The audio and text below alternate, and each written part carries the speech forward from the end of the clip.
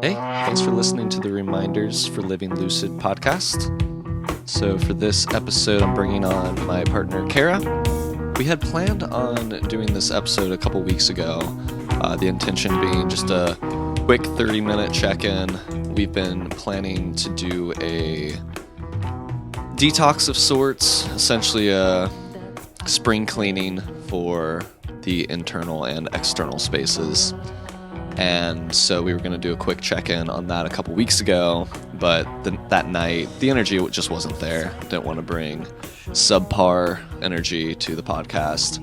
So thought we would push it off a couple days, and then I ended up getting sick that week. I lost my voice about a week ago. So we finally got a chance to do this a couple days ago.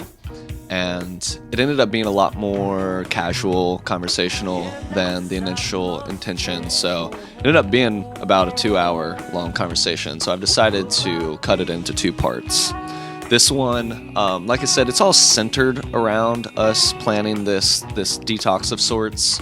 At one point near the end of this part, actually, I mentioned that I had recently had a insight about how, there's no option of not playing the game of life and of existence.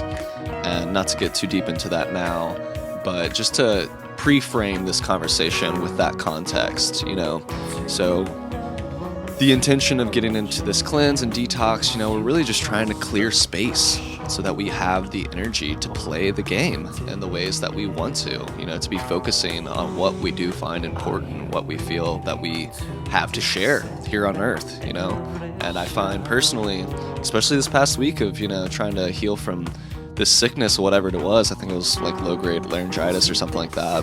I got pretty down, got pretty, distracted from a focus and from a mission. So that fits perfectly in with what I want to be discussing and sharing on this podcast. It's just ways that we can re-motivate ourselves, refocus our energy. So anyway, let's get to the conversation with Cara. What has fasting been like for you today? It was chill because I spread it throughout 2 days. So I wasn't thinking like today's my fasting day. Right. I need to like gear up or brace myself. Yeah. It was just, I stopped. I had one meal yesterday at like 3 or 3:30 and then didn't eat again until like 2:30 today. And it was mostly circumstantial because I went to Ryan's. It wasn't super intentional, but I guess I just figured, I'm also trying to like, if I'm not hungry, eat because I'm physically hungry, not emotionally hungry or mentally just expecting this is the time to eat. Right. Oh, it's dinner time. I guess I should eat. Yeah. Or it's morning. Yeah. It's my thing, So literally just having the morning to just hydrate has been nice for sure. So that's something I probably want to keep doing. But yeah, no, it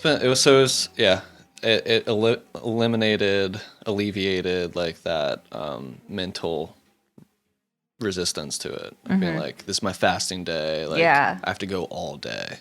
You know, to do a 24-hour fast where like you still have one meal in the day is honestly super manageable. Yeah. And beneficial. I feel like, 12 hours is like the minimum threshold.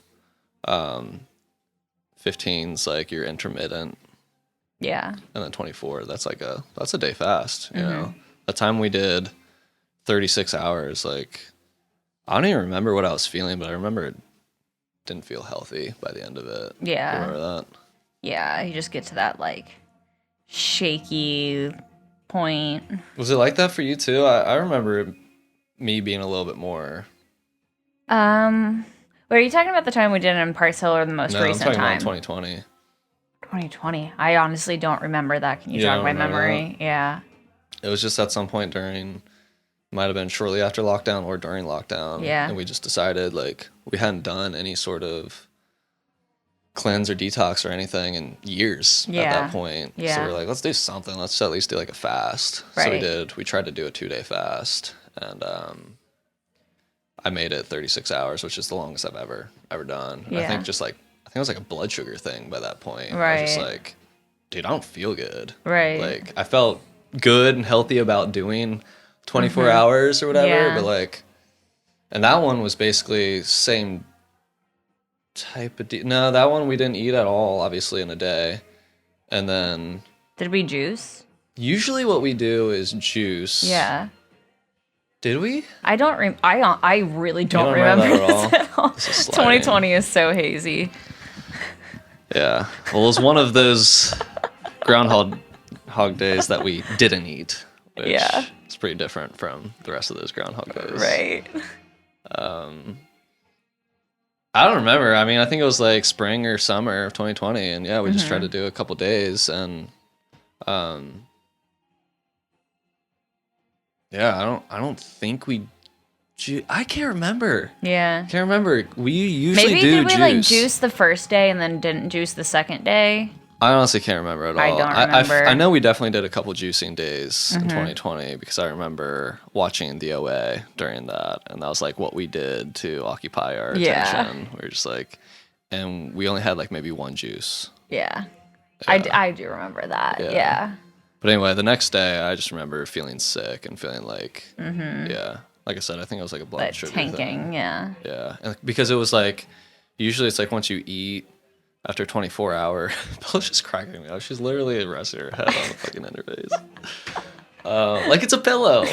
Like it's comfortable. Like she's knocked out. Like she's literally dreaming.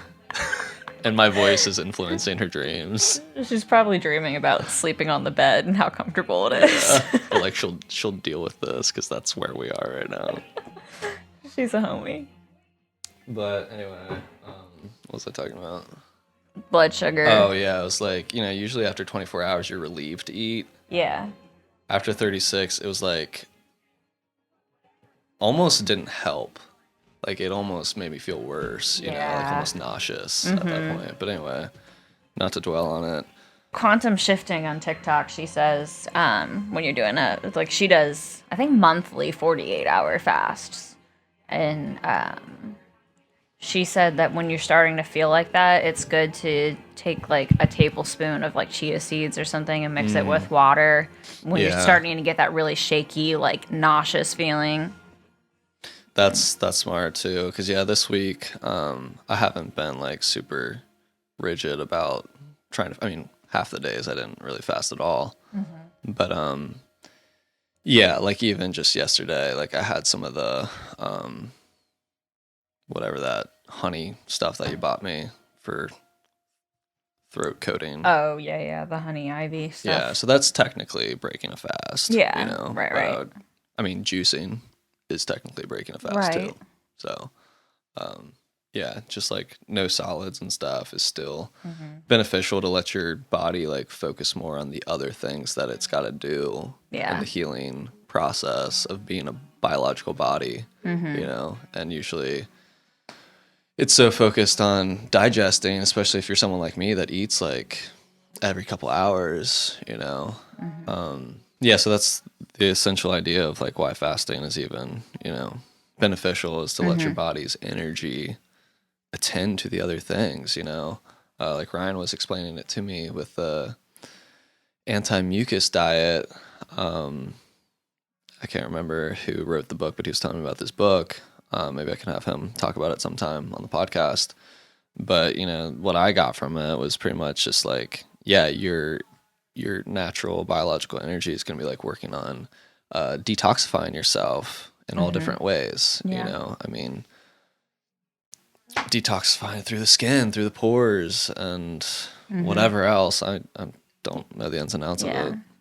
And the idea is like, if we're constantly having to digest, that takes up energy. And it's such a kind of ass backwards from the way that we've been taught, and usually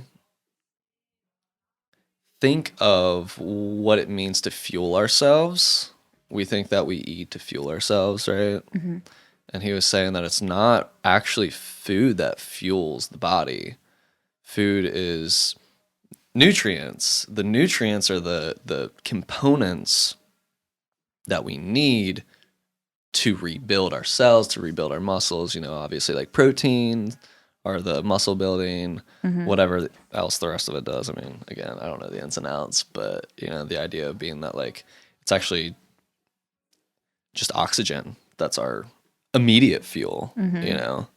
You don't have gasoline in the tank in your car, it's not going to run. Right. You know, if you don't eat for a while, you're still going to run. If you don't breathe for... Yeah. You can maybe hold your breath for a minute, maybe 2. There's people that can hold it for... Have you heard of that tribe? I can't remember where they live, but like they're fishers. And they can hold their breath for up to like 15 to 20 minutes to go down and like fish and stuff. That's pretty wild. It is. Do you think that was like a natural gift, or do you think it was something they had to practice a skill to like get up to that? I think it's probably evolutionary, you know, kind of thing, you know. The people who can hold their breath. Something they had to work on? I'm sure it's something they had to work on, absolutely, throughout generations, you know, and, you know. But people, not an individual. Yeah. I am sure it is a little bit of a training kind of thing still, but I do think that it's evolutionary too. Yeah, I mean, of course, there's going to be outliers and the Guinness freaks and stuff like that. Yeah. But point still stands, you know. We need to breathe every single day, every hour. We'll put it that way, every hour.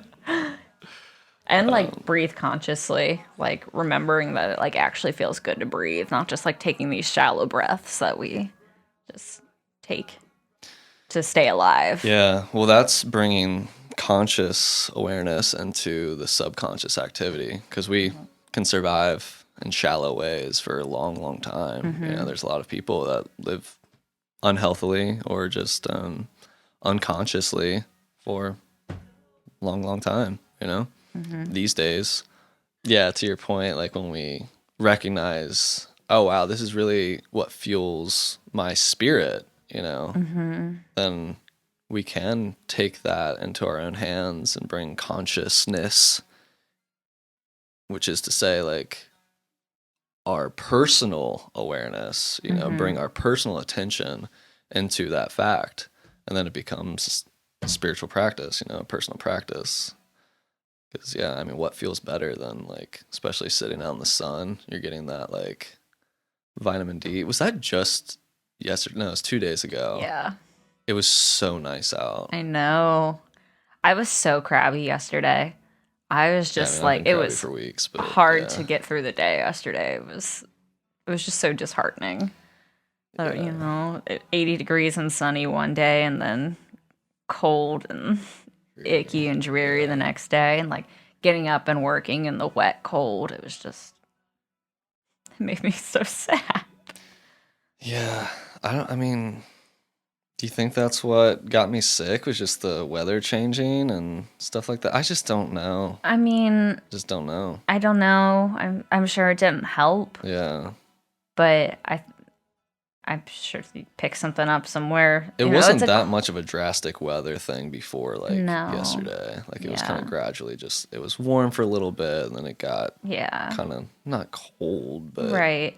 I back think to where it was. You had a little bit of a cold, and then, like, also, like, we've got, like, 12 pear trees on the street here, and just, like, stuff is starting to pollinate, and, you know, allergies. And, you know, I think that just irritates it. And you have seasonal allergies. It's just such a crazy time to feel things in a body, you know? Like, you have a sore throat or something, and you're like, oh, man, am I going to kill someone's grandma? Yeah. You know, it's just crazy. It's like, oh, man. I mean, I'm sure you've seen the memes, like, especially the Spider-Man one, where it's like Spider-Man shooting. It's like, seasonal allergies, COVID, just hit the bong too hard, like, you know, coughing, whatever.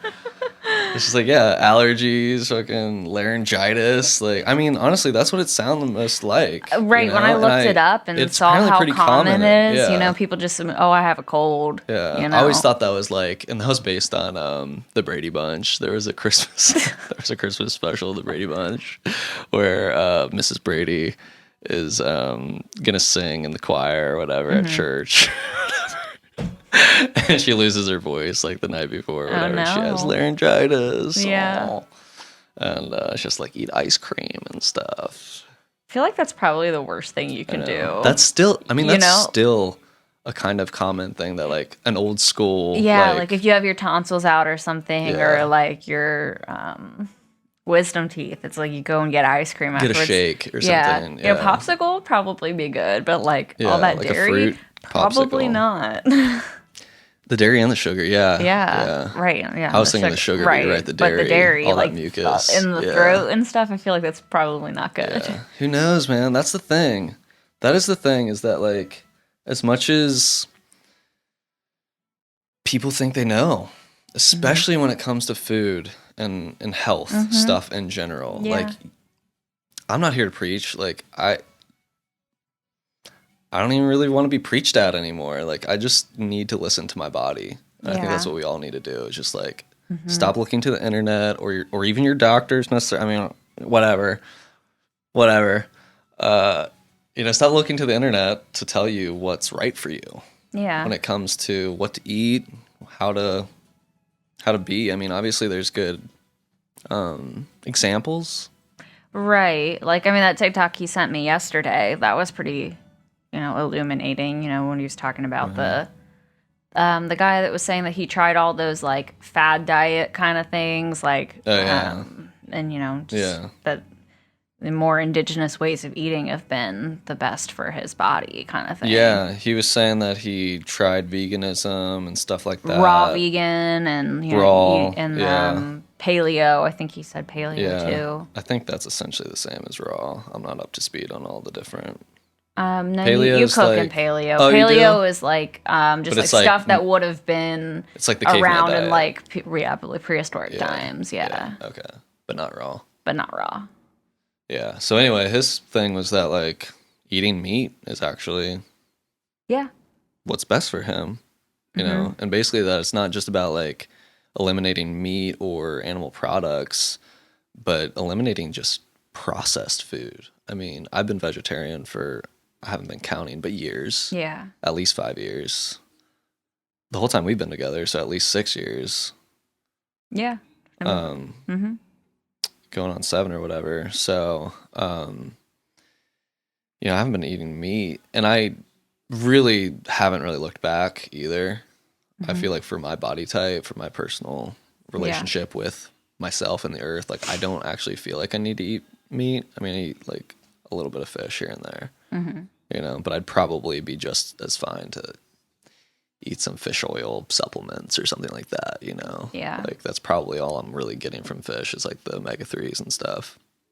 My point was just, like, the processed food. I still eat processed food. Like, it's kind of kidding myself to think that, oh yeah, eating all these crackers and cheese or whatever, that's, like, healthy or whatever, but go ahead. Well, that's the point I was going to make. Processed food isn't necessarily bad for you. I mean, pretty much all of our food has to go through a process to be eaten. That's what processed is. But when we say processed food, like, the connotation of that is, like, junk food. Yeah. Things that, have been processed beyond recognition kind of thing that has so many ingredients in it that we don't know what it is.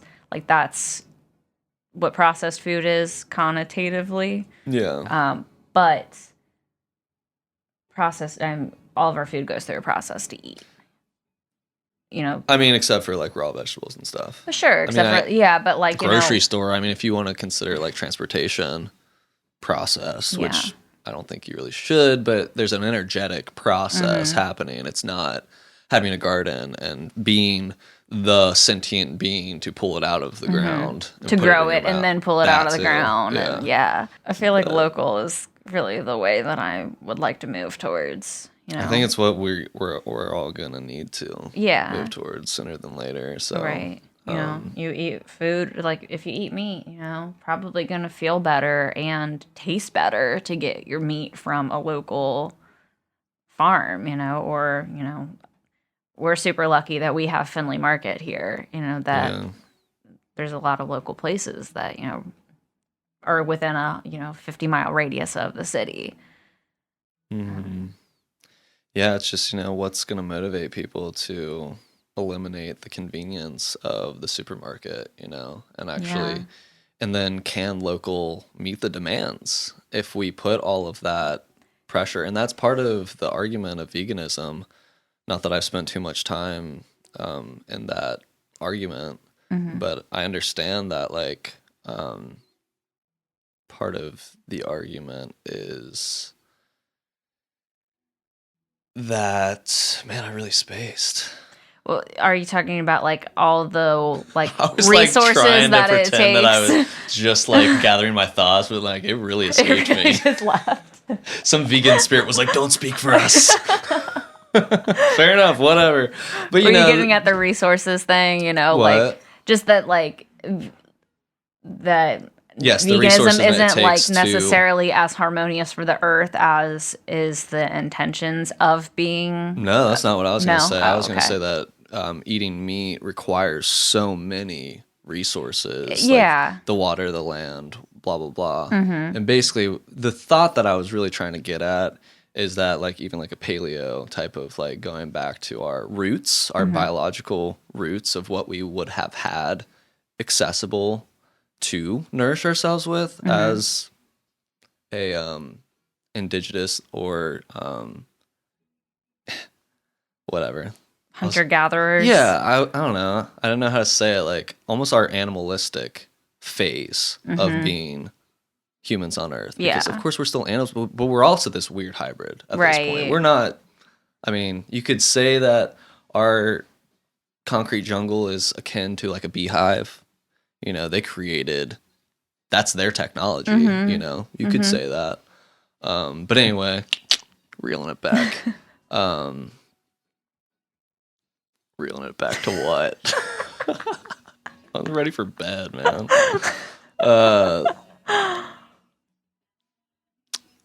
Really though, what was I talking about? You were talking about like the resources that it takes to like Yeah. raise meat and to transport it across the country if it even comes from this country. Oh, I remember what I was gonna say. This is the second. Someone doesn't want me to say this or something. That in that like in our natural environment, we wouldn't have had as much access to the plethora of meat options Yeah. and eating meat multiple times a day, all that Right, sort of thing. right. That's what I was trying to get at. Right. Okay. So it's like, so for people that are used to that as a lifestyle, Yeah. you know, what's going to motivate a change? Right. And unfortunately, a lot of times it ends up manifesting as lack of access. You know, we're having supply chain issues at the moment. Again, I haven't been shining my attention on that too much, but I hear that that's a thing. You know, so it's like at any point, it's just, God, what's that quote from Waking Life? You know, it's like, what's the true detriment of man? Is it laziness or fear? You know, fear or laziness. Yeah. Like we could actually use fear to motivate us in positive ways. Yeah. If we fear that catastrophe, you know, we could start doing things differently now Yeah. while we still have the option and flexibility to Move in a different way. rather Yeah. than having it thrust upon us Right. through our laziness, having the earth show us what's up, you Yeah. know, because, you know, if you're still in the delusion that like we're in flight as a species, you know, not even as a species, and as a species, we are in flight. As a economy, if you still feel like we're in flight and not in a free fall, Yeah. that, you know, I mean, come on. Yeah. I think it's pretty clear that like there is, I don't really like using the word collapse, but definitely a shift. Yeah. necessary It's definitely shift. a transition. Yeah. Mm-hmm. Yeah. And I think some people are going to feel it more acutely than others. Yeah. Yeah. So anyway, reeling it back a little bit further was me getting to the point that like ultimately when it comes to what is healthy for a human, like we need to listen to our own personal needs and that's going to be different. I mean, you were vegetarian for most of our relationship and that shifted. So like, Yeah. do you want to talk about that a little bit? Sure. Like what inspired that and how that's changed your feelings? Has it made much of a internal shift as far as energy levels and stuff like that? I think so, yeah. I mean, I never really liked meat much, but you know, Same. living with, you know, my parents, like, oh, you eat what's served kind of thing, and you know, you learn to like it, you know. Yeah. But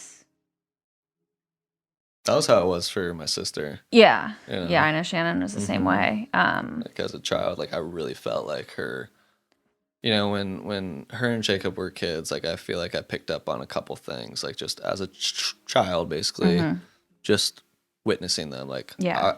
I'm pretty sure I was the first one to notice that Jacob was left-handed. Yeah, And that's Shannon, right. I always thought that she was going to be a vegetarian. Yeah. I was like, this chick does not want to eat meat. Yeah. But again, it was just like, we eat meat. Yeah. That's what we should do in this country. Eat right. your meat. How are you going to have your pudding if you don't eat your meat?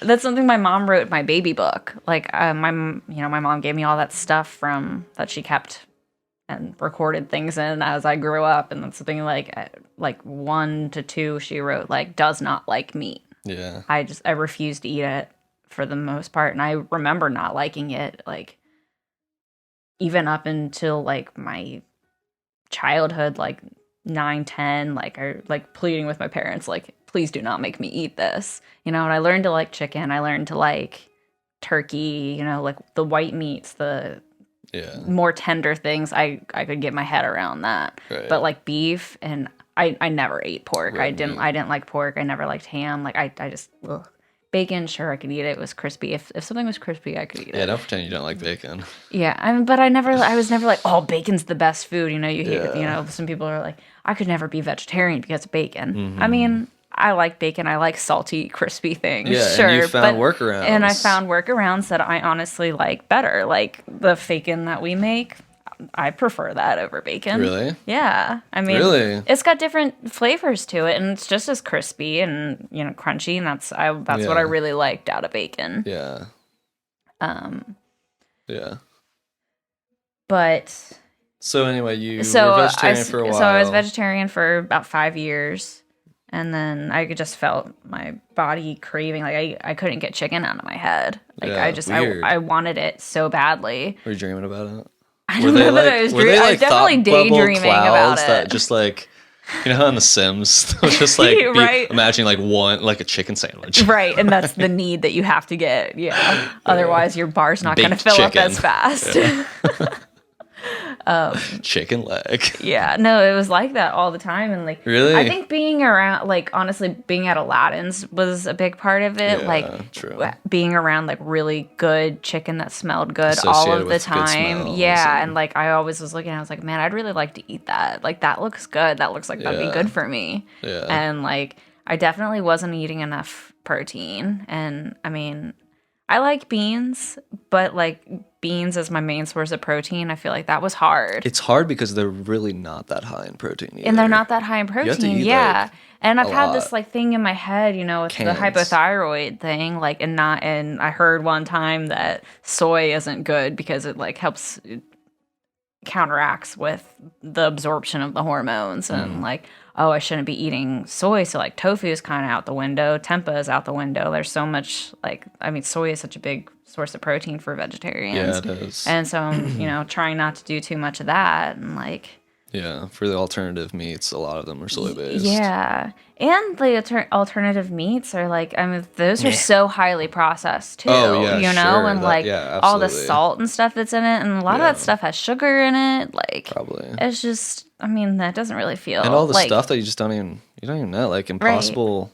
What are they called? Impossible Burgers. Yeah, and that's basically just a lab creation. Pea protein, yeah, but like, how do they make it get like that? Yeah. You know, but it's also kind of amazing that they can do that. You're right. You know, like I do admit that I have a natural skepticism to that sort of thing. Mm-hmm. I mean, you know me. I always am going to trust something that's natural versus something made in the lab. But I've also opened my mind a little bit when it comes to that. I do recognize that that's a bias, not necessarily rooted in absolute truth. Right. It's just it's a preference for, I trust the earth. You know, I don't necessarily trust man all the time. Manipulation of it. Yeah. You know, it's very highly manipulated. Exactly. Yeah. But, you know, if it's done with the right intention and with the right formula. Yeah. You know? Yeah. I just think about it in terms of alchemy and stuff. And like, I mean, chemistry is modern alchemy. You know? So I think that there's synthesized things that, you know, are in all sorts of things that we ingest, you know, food and otherwise that, you know, am I going to say that they're all bad? Like, it's just one of those things, you know, we're in the fish tank, you know, we're in the fish tank of being, for better or worse, we are biologically hybriding. There's got to be a smart way of saying this that I have no access to right now, you know, but we live in this hybrid of natural biology and synthesized chemistry. I mean, there's microplastics in our bloodstream. Yeah. You know? Absolutely. I saw a study the other day that was like 80% of the people that they tested had microplastics in their bloodstream. And it's just like, you know, and at first you're like, oh, that sounds pretty messed up. That doesn't sound good. You know, but then you're like, well, I seem fine. But then I'm like, am I fine though? Like, maybe I would be thriving if a bunch of factors were different. Yeah. Including environmental factors, you know, what am I doing with myself? Am I staying in this cage all day long? Yeah, I get fucking depressed when I'm inside all day long. Yeah. Especially if I'm not grounded into a mission, you know? So there's so many factors into mental and emotional and physical health. Right. Know? And then getting on so that's like environmental, like very big scale. What am I doing? Right. But then there's just like, what's doing in my body? What's happening in my body? Yeah. You know, the chemistry, the biology. What have I eaten? Right. You are what you eat. I used to think that was a stupid, nonsensical phrase, but it's literal. Yeah. It's literal. You know, like I said, food isn't necessarily the fuel for the body, but we literally replicate our body based on the compounds that we're giving it, you know? So if I'm eating cheese Macs, is that what they're called? Cheese Macs? Cheese Macs, mac and cheese? I was thinking Big Mac. A double cheese Mac coming your way. You know, if you're eating that shit like 5 days a week for 7 years, your body is it's made of all new cells every 7 years, right? So like you're like a Big Mac machine. Yeah. You know? So that sounds judgy, but I'm painting a picture, right? You know? I'm not trying to be judgy, but you know, so it's like there's so many factors. So it's hard to say, you know, we're such adaptive creatures that like, we can withhold, we can endure trying circumstances. But we probably shouldn't have plastic in our bloodstream. Probably we probably shouldn't have plastic in the ocean or in the air or really maybe even at all.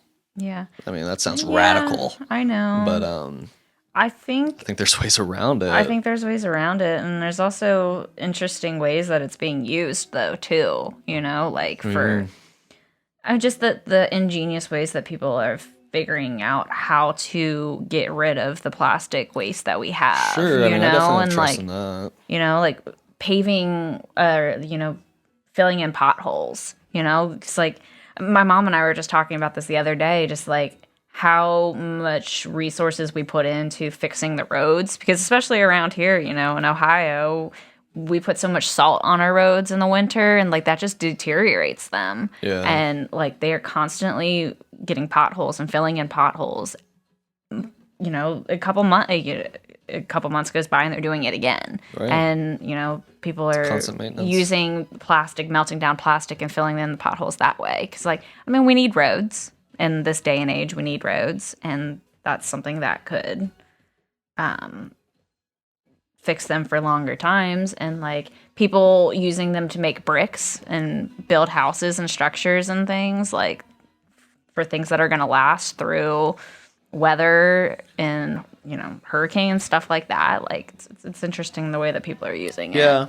Yeah. I mean, if I could turn back time, maybe I would try to encourage humanity to go a different route. But we have tons and tons of plastic on the earth right now, so we need to do something with it. Yeah. Until, you know, we can cultivate mushrooms that can completely devour it. But like, man, how big would those mushrooms end up if they're eating all the plastic? Like that's going to have to be what happens to those mushrooms? Are those able to decompose? Like, or did they become plastic mushrooms and those are just going to be like new structures that we hang out with? We're going to have like, the pets will be dogs, cats, fish, and plastic eating mushrooms that probably have legs at this point and might be bigger than our houses. Yeah. You know, there's a lot of plastic There's in the a lot world, of plastic, and they're making even more. That's the part that grinds my gears. But on the mushroom topic, on the plastic eating, I say that to say that I trust the earth to find solutions. And I think that that's an unfortunate part of a lot of, leftist, environmentalist type of conversations, is that there's a lot of doomsday energy in that, which is understandable. Don't get me wrong. But I also feel that that is part of the negativity that's keeping us from moving forward on being the solutions. Is putting this pressure of like, oh my God, we have to save the world like yesterday. Right. You know, and that level of pressure and anxiety that comes with that is depressing and it's overwhelming. Yeah. And I think it deters a lot of people from getting involved. I 100% agree. But I do feel hopeful. A couple things that we've watched recently, like Fantastic Fungi, that had a really great hopeful message to it that, there are ways out of this. And that's true. What was that? Yeah, that's part of the reason why I bring up mushrooms. But I also had heard of something before even watching that documentary. I remember seeing that there was like some evidence. I don't remember the specifics, but there was some evidence of like petroleum eating fungi. Yeah. It wasn't a mushroom necessarily, because of course the fungi is the mycelium, right. The mushroom is the budding, the fruit body of that, and I don't think it got to that something point, that can break it but down, there was something, and I feel like if we invest in that, invest in the solutions rather than investing in how much more plastic can we make, because that was the other thing. Not to cut you off, I hope you haven't forgot your thought. No, I haven't, but I actually remembered it because I had forgotten what I was talking, so go on. You're welcome. But now I've lost my train of thought, so why don't you just go ahead? I was just gonna say the hopefulness of that other, I think it was a podcast or it was a video. I think maybe Selena sent it to you. The one that was talking about the organic. Monsanto? Yeah, when we were with Lucinda, you were talking about that too. I don't remember where I came across that, but go on. It was Selena. Okay. Yeah, we listened to it. She sent it to you. That's right. The whole Monsanto could be bankrupt if 14% of the population or something like that bought organic. Yeah. And it's at what, like 5 or 6% now, something like that. Yeah. But that's not a hard number to get to. It's not a large number. It's not even a quarter of the population. No. And, I think it's moving, and it's going to take education. Because, when you were working at the farmer's market, I remember you telling me about that guy who wouldn't eat the carrot because it was organic, and they said it wasn't going to taste good. Yeah. No. I wish you would have just set me up to tell the story. Okay, you can edit that part out. Set up. I'm not going to, but it was, yes, I was working at the farmer's market, but that was the other job that I did at the Brighton Center. I was just helping someone at the food pantry. Oh, okay. And I had brought in some organic food from Kroger and stuff. I would pick up donations for people that don't know. I would drive the Brighton Center truck, which is not nonprofit in Northern Kentucky. I'll drive the truck to various grocery stores and pick up what they were going to throw away. Like, this stuff was on its way to the trash, and it's just crazy. Yeah. That's the other part of this, the other components. How much waste? Not just plastic, but like resources. Yeah. Food. Oh, yeah. Food. Because we have to have those shelves stocked fully because it looks nice. Because it looks proper. Yep. You don't want to be coming in here looking all tacky on those shelves and shit. Yeah. Anyway, so there were some organic baby carrots in the fridge, and I'm helping this person through. And I opened the fridge and was like, is there anything in here that you'd like? And they're like, ooh, carrots. They pick them up and they're like, oh, organic? And they put them back. And I just was mind blown. Yeah. I wanted to say something snippy and luckily held my tongue. But I was just like, do you think they're low fat? Like, what do you think organic means? Yeah. And like with bypassing the judgment, like it's like your point. Yeah. It is an education thing. Yeah. You know, and people just literally don't know it's what the word associations. means. Yeah. I mean, who knows what's feeding that Right. those associations. Right. You know, if that stuff is being belittled on media outlets, you know, that are funded by, you know, vested entities like Monsanto or whatever else, you know, that have vested interest in pesticide-laden food, you know, and it's just crazy that we have to label food that was grown without pesticides as organic. Yeah. And then everything else is traditional food, which is just ass backwards. And in fact of the matter, traditional would obviously be not using man-made chemicals, you know. So it's like poison-laden food is the traditional, you know. And yeah, that sounds dramatic because it fucking is. Yeah. Like, and again, you can make the argument, oh, you know, who knows? Pesticides might not do us any harm. Well, I don't know. If that's true, then why are they wearing hazmat suits when they apply it? And how is it doing its job of deterring other living beings from enjoying the plant if it's not harming them? Right. You know, and look at all the unexplained cancers and stuff that have cropped up in only the last 100 years. Yeah. So just, you know, give or take. That we know of, sure. Yeah. But I'm with you. You know? But I think it's also interesting to point out that, like, organic is an industry in itself. Yeah, I know. You know, that you have to pay so much to be certified USDA organic. And a lot of it's probably bullshit. And a lot of that is probably bullshit. And, you know, like, I wonder how much you could pay to just get that label. Yeah. And so, like, a lot of, like, local, smaller farmers can't get that label because they can't pay for that, or it's, you know, it's just not worth it for them to pay it, even if it is actually being grown using organic practices.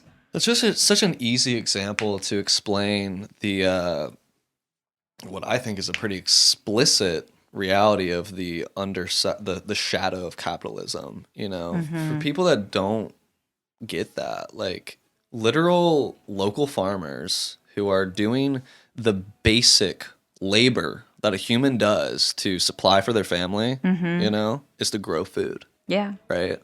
That's why we sell our time for dollars so that we can buy food for ourselves and our family, right? So the people that are just doing that directly, you know, and not using chemicals, they have to pay a certain whatever it is, go through all this red tape, this bureaucracy, and the dollar bills that are assigned in that process. I don't know the specifics. You probably know more about it than I do. I don't know much. But to your point, there's a fee. There is, yeah. Yeah, because when I was looking into like local foods and stuff, you know, because I mean it's kind of hard to find a certified organic local farm because they're not going to pay for that label. So if they wanna participate in the free market, which is what so many people champion themselves, that's the beauty of capitalism, is the free market. If you want to get out there and make your business and supply for your family, you have the ability to do that. Yeah, that's true. But if you have the access and privilege to be able to jump all the ropes that are set out before you, you know, they don't make it easy.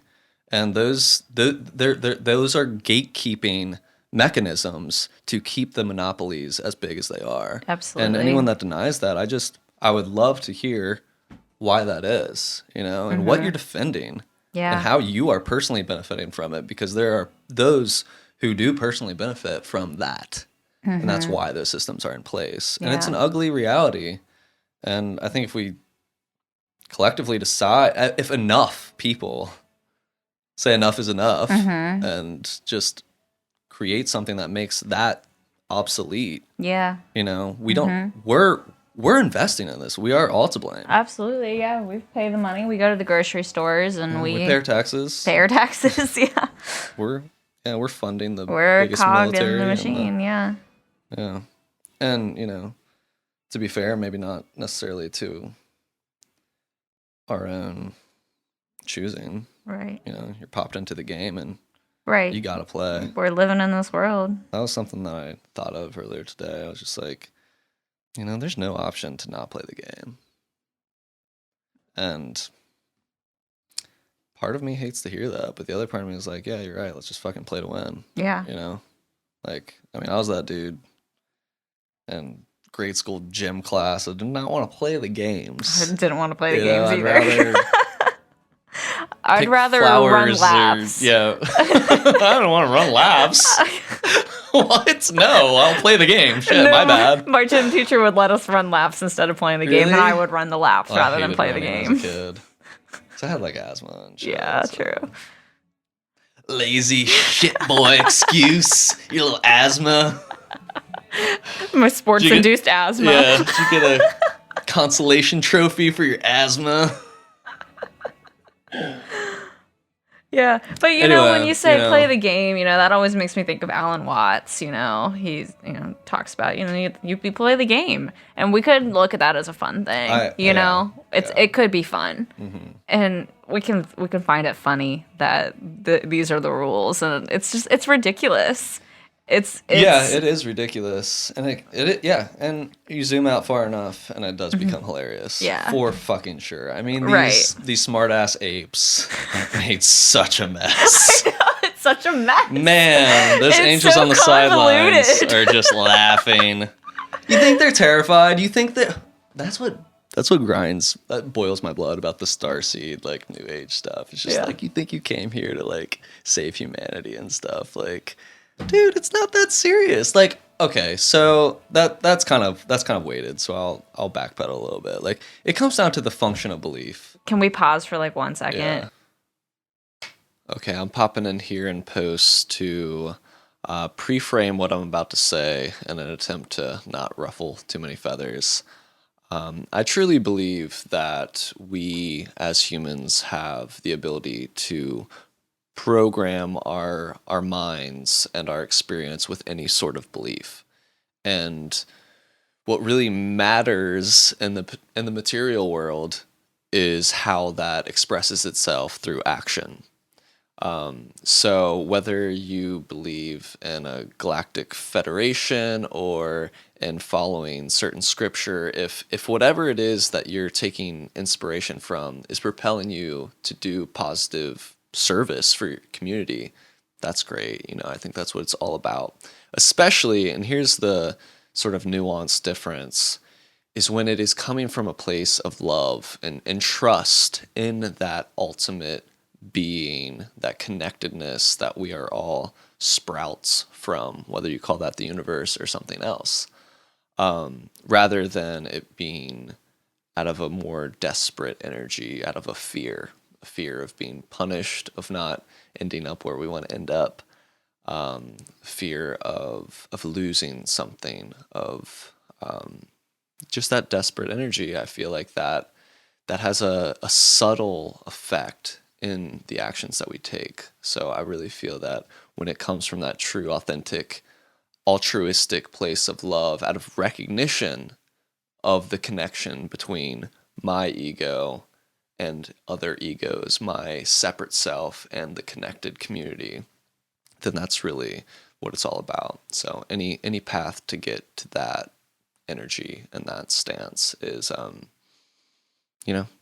is totally valid, and I'm definitely not here to squash anyone's belief systems. I'm just really taking a playful poke at it in this conversation a little bit. But anyway, back to my original ramblings. But no, I mean, I don't honestly have any qualms with it. It's just, it's another story. And at some point in the podcast, I'll, through conversation, get a little deeper into my perspective on what it means to have beliefs and to operate within belief systems. It's not really the scope of this conversation, so I'm not going to get too deep into it. But, it's a story. It's a story, just like any religion or any mythology or life philosophy. They're the stories that we ground ourselves into, and the lens through which we choose to see this cosmic joke, through a lens that either propels. Chill, babe. She'll come up if she wants to. Staring at me. That's what she likes to do. So it really boils down to like the function of belief. What does our belief propel us to act? And I will be the first to admit that that's been the shadow of my own like almost dangerously open mind, you know, is that to me, all things go. Any story can go within the infinite, right? Mm-hmm. And it's all okay. Like any option is okay as far as how to live on Earth. Like I don't put a lot of seriousness or importance into, you know, the duality of being a being on Earth. Mm-hmm. You know, we're here to experience, you know, and like you said, you could put it in the story that it's a game. We're here to play. Yeah.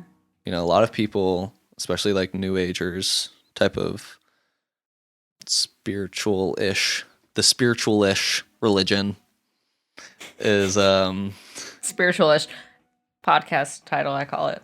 that was what Jessa Reed said that soberish should have been called. Oh, that's funny. So it was like a recovery podcast for like 4 episodes and then became spiritual-ish. But I was gonna say that a lot of the spiritual-ish people believe that like we come here to like evolve our souls and to learn lessons and like that it's like a school. Mm-hmm. Okay, so like that doesn't really vibe with me either. Yeah. Like it does. Like I think there's truth to it. I think there's, you know, it's the yin yang thing. Like there's a seed of truth in every single metaphor. Yeah. But they're all metaphors. Mm-hmm. That's the thing. It's Right. like, and that's what kind of turns me off about a lot of like religion and just like overly finite worldviews is that you're condensing the infinite and the mystery Mm-hmm. into a reduced lens. And that's just not how infinity works, Yeah. if you ask me. Again, Right. It's not judgment. Like we have to do that. Our brains are doing that all the time. Yeah. You're not a Cara ego in this body the way I'm seeing it. You're experiencing your body completely different than Yeah. I'm perceiving it. Right. This, you know, is this just a leaf? No, it's breathing. Mm-hmm. There's chemicals and energy that I cannot see, but my perceptions have to condense the infinite into a finite form so that I can experience it and Right. perceive it. Just like we can't see our nose. Like Right. it's there. We Yeah. just don't perceive it. It's there. You know, or just like how we can't see our shedding skin. Right. You know, I'm talking more microscopic, you know, Right. but your point stands, you know, and like to perceive anything. This was from a Thich Nhat Hanh book. I can't remember which one. It's been years since I've read any of his stuff, so it's pretty cool that you picked up that one from the library. It was that to perceive anything is to be deceived as well. I don't remember the exact quote because I feel like that doesn't truly say it, but like elaborated on, like if I see my hand, I'm deceiving, which is to say I'm not perceiving the back of my hand. Right. You know, so I'm being deceived by perceiving anything. Right. And dude, I fucking love that shit. Yeah. You know, like that non-duality stuff. That's where the gold is. Yeah. That's where the truth is. And like marrying polar opposites, the dualities, you know. But most religion is all about the good stuff, right? And condemning the bad stuff. Yeah. And it's just like that doesn't make me feel good.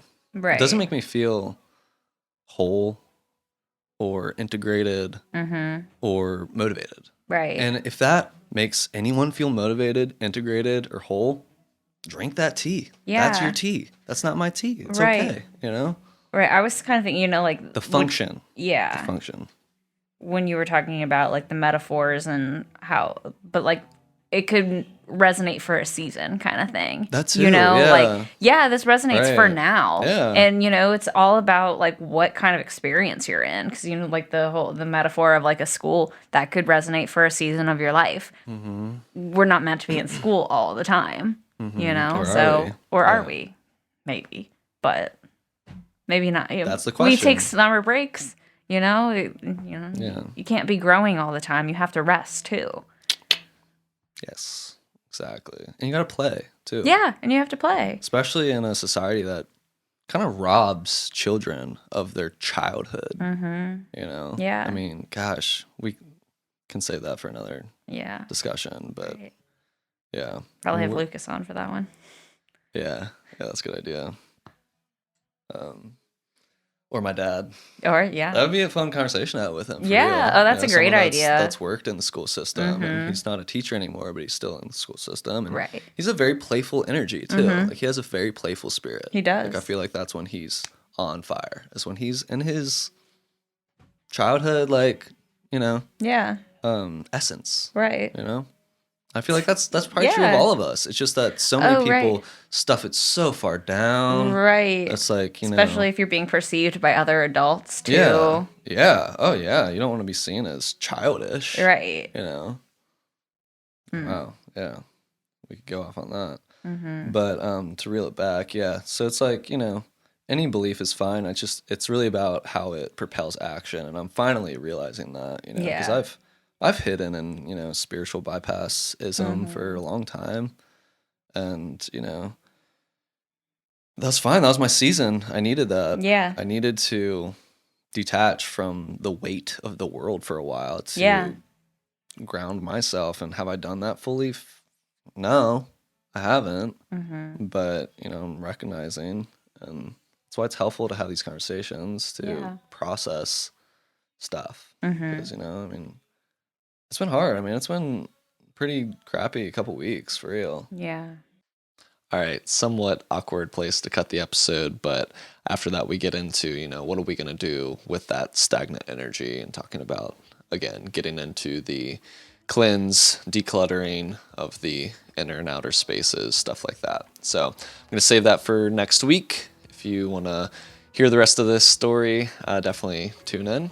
And I just want to wrap up this by, you know, acknowledging that stagnation, you know, that's definitely been real for me. And it's true, the last couple weeks, the last couple months have been a roller coaster for sure.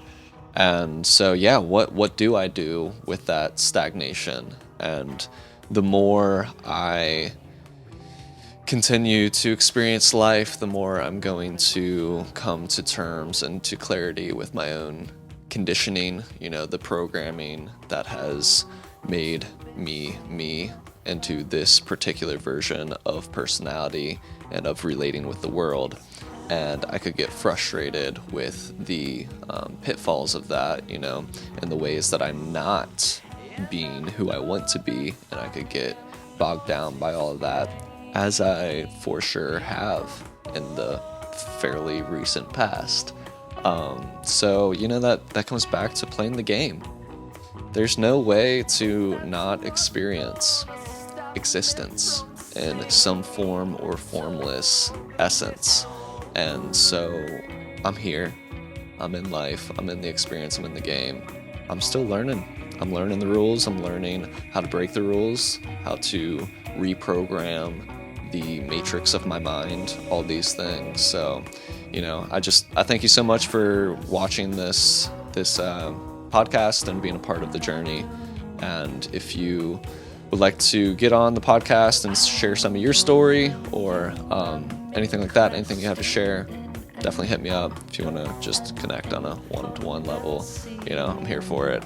I definitely feel that in the future, I'm really trying to build communities that aren't reliant on the internet. But for now, this is a tool that we have, and as noisy as it may get, I do want to find ways of piercing through that static and stagnancies to come back to what's real and what's important and what we want to be focusing on. So thank you again for listening, and tune in next week. The ep.4